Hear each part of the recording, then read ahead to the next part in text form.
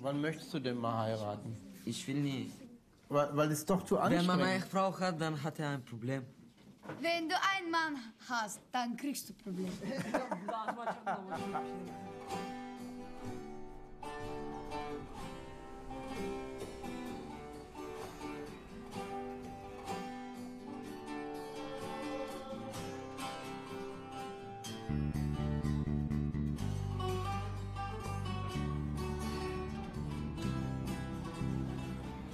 Für meine Zeit finde ich das halt scheiße, ne? Wenn die nicht lernen, dann sind sie selber dran schuld.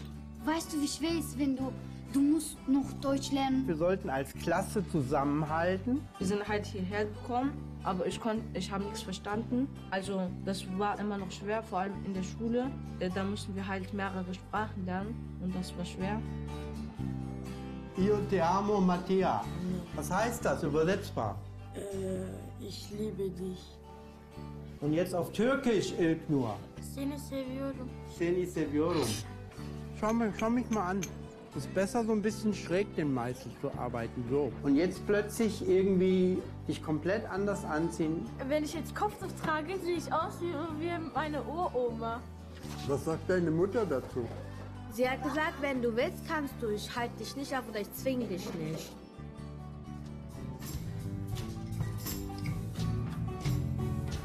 Ganz leise, ich hör's.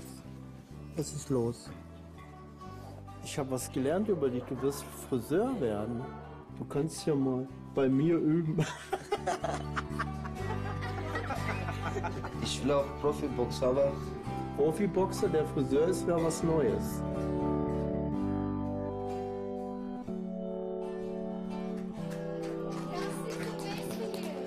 Diese Noten zeigen überhaupt nichts von euch. Das sind nur Momentaufnahmen. Viel wichtiger ist, dass ihr alle tolle Kinder seid, tolle Jugendliche.